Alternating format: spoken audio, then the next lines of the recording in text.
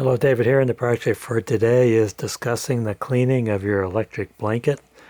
This is the old blanket that I just decommissioned. I did a video on the new blanket. I'll put that link in the upper right corner where I tested it out. This old blanket, it's about 11 or 12 years old, and I never cleaned it. I was afraid of cleaning it would ruin the wires inside the blanket. And since I'm throwing the electrical controls away, I'm just going to use this blanket as a spare blanket.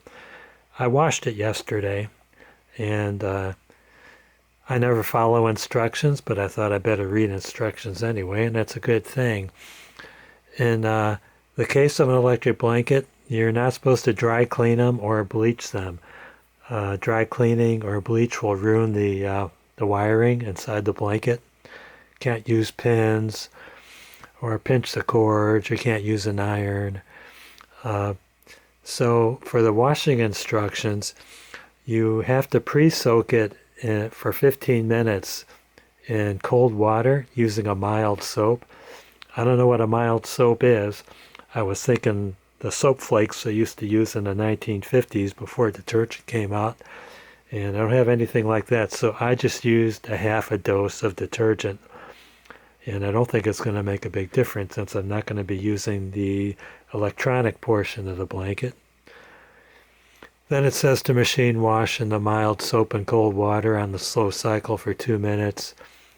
Rinse in fresh cold water, spin dry, stretch to original size, and don't put through a wringer. I don't think wringers have been around since the 1960s. For drying instructions, air dry over 2 parallel lines. Don't use clothespins.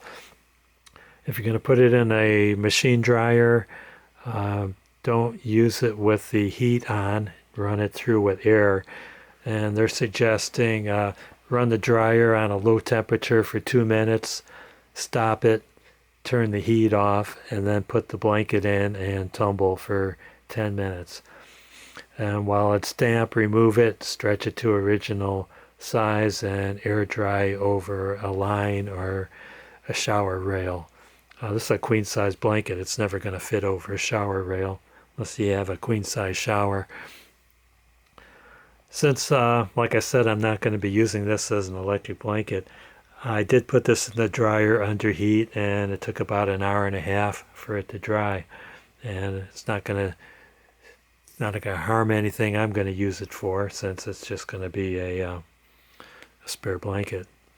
Anyway, that's the facts on these electric blankets. Those wires have to be handled with caution that are inside the blanket, and you have to be careful not to pinch them, pin them, or do anything that would break the wire. Don't go jumping on your bed or putting excessive weight or sharp objects on your blanket. Just treat it as if it's a fragile item. And that's all I have. I want to thank you guys and gals for watching. Don't forget to hit like, subscribe, and ring that bell for more great videos from David GPO.